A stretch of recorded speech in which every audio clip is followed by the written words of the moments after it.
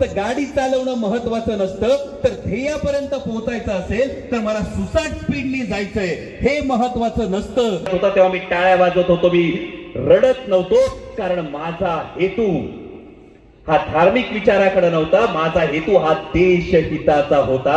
आणि या पद्धतीनं मान झुकवणारे, मुजरे करणारे मिर्झा राजा जयसिंगापासून ते मातब्बर सरदार महाराजांसमोर उभे होते. यातल्या एकेका सरदाराचं राज्य इतकं मोठं होतं, त्यांच्या आयुष्यात धामधूम नव्हती, त्यांच्या आयुष्यात अडचणी नव्हत्या, त्यांच्याकडे तर खजिन्याचं असं भंडार येत होतं. आणि हे एवढं सगळं समोर दिसत होतं. महाराजांच्या मनात प्रश्न होता दरबारात उभं राहिल्यानंतर, ज्यांच्यासारखं सगळ्यांसारखं मिर्झा राजा जयसिंगापासून राजा जसवंत सिंगापासून या सगळ्यांसारखं सुखाचं आयुष्य जगायचंय.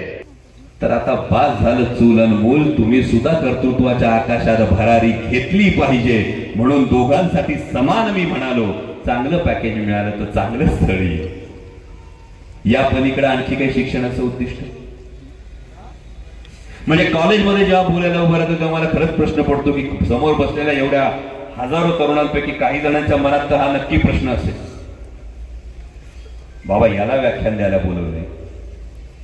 18 पगड जातीची माणसं एका विधायक कामासाठी एकजुटीनं काम करत होती, आणि ते विधायक काम होतं छत्रपती शिवाजी महाराजांचं रयतेचं राज्य, आपलं स्वराज्य. यामध्ये छत्रपती शिवाजी महाराज कोण आणि औरंगजेब कोण अशी ही भूमिका नव्हती. ही एक लायटर नोटवर हे सांगत असताना, जेव्हा आव्हान मोठं असतं तेव्हा मोठ्या आव्हानाला सामोरं जात असताना छत्रपती शिवाजी महाराजांचं नाव घेऊन जर प्रामाणिकपणाने आणि तत्वांशी एकनिष्ठ राहून समोर गेलं तर आव्हान किती जरी मोठं असलं तरीसुद्धा नक्कीच हे नैया पार होते किंवा आपण त्या आव्हानाचा मुकाबला करू शकतो, हीच भावना आहे.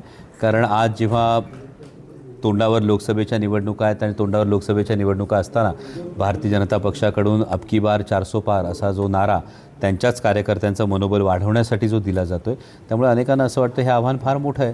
आणि त्यामुळे मी हे प्रामाणिकपणे सांगितलं की जर प्रामाणिकपणे जर तुम्ही जात असाल, सर्वसामान्यांचा आवाज, शेतकऱ्यांचा आवाज संसदेत पोहोचवण्यासाठी या प्रामाणिक भावनेनं तुम्ही जर लढत असाल तर जनता नक्की साथ देते, या विश्वासापोटी हे विधान.